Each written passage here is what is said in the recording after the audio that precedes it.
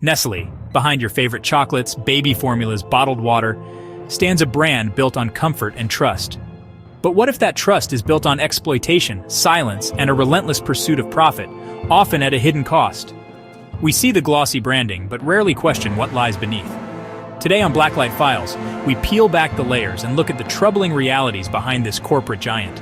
It's a journey into a world where profit often overshadows ethics, and the quest for resources leaves real damage. Let's begin. Chocolate, a source of joy, but its journey from bean to bar is often tainted by child labor.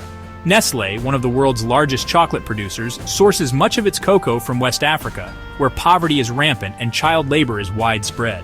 Over 1.5 million children are still engaged in hazardous work on cocoa farms in Côte d'Ivoire and Ghana. These children wield machetes, spray pesticides, and carry heavy loads, sacrificing their health and education.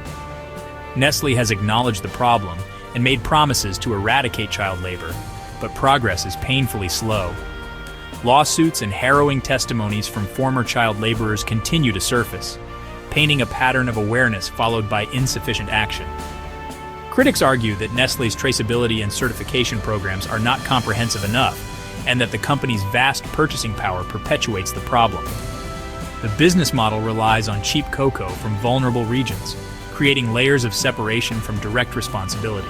But morally, where does the responsibility lie? Low cocoa prices force farmers to rely on child labor, and Nestlé, as a major buyer, has the power to influence these prices.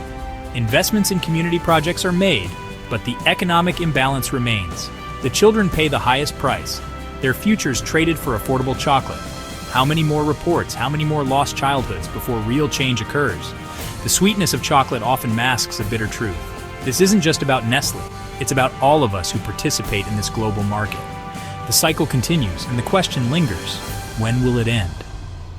The answer so far remains elusive.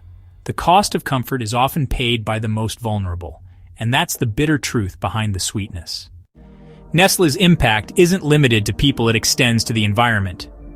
Their demand for palm oil, especially in Indonesia, has driven deforestation and the destruction of critical habitats for endangered species like orangutans and tigers. Despite public commitments to sustainability, investigative reports reveal Nestlé continues to source palm oil from mills linked to illegal deforestation.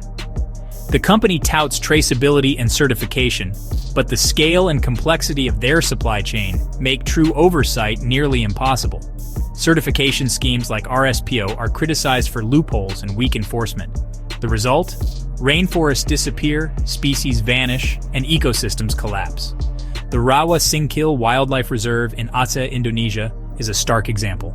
Once a sanctuary, now under siege from palm oil plantations. Nestlé's purchasing power sends a market signal supply at the right price, trumps environmental safeguards.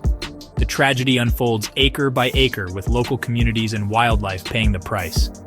The company's sustainability reports often contrast sharply with on-the-ground realities. The story of Rawa Singkil is not unique. Similar patterns are found worldwide, from the Amazon to Africa. Nestlé's choices shape agricultural frontiers and have far-reaching consequences for biodiversity and climate. The question remains, are their sustainability commitments real or just PR? The evidence suggests the latter. The destruction continues, and the cost is irreversible. The environment can't afford more empty promises. The world is watching.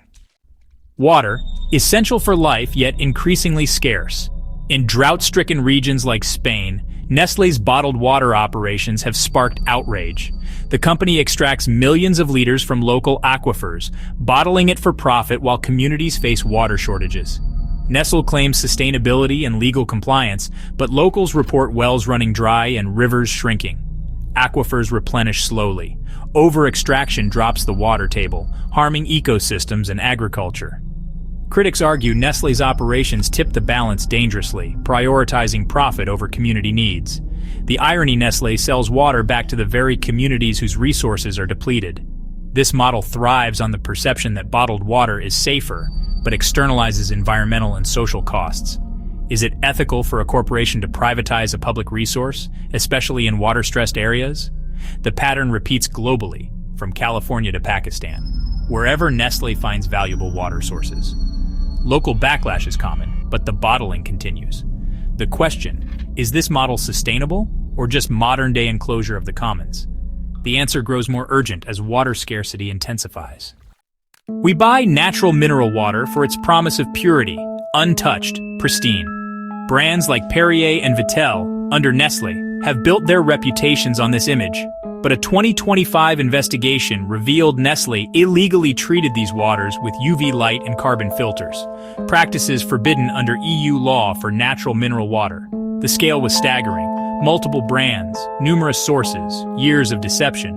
Nestlé claimed the treatments were necessary for safety, but this admission undermines the very definition of natural mineral water.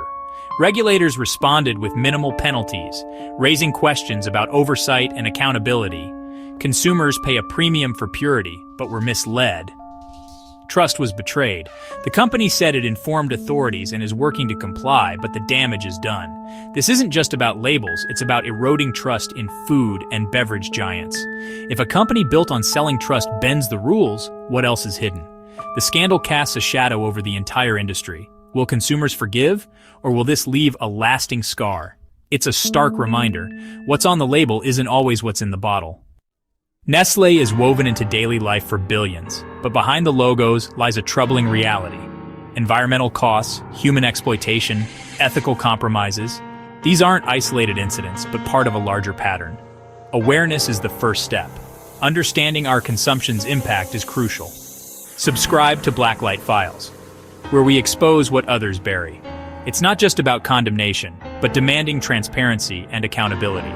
Our choices matter, they have consequences. By shining a light, we can push for a more equitable, sustainable world. There are more stories to tell. Join us.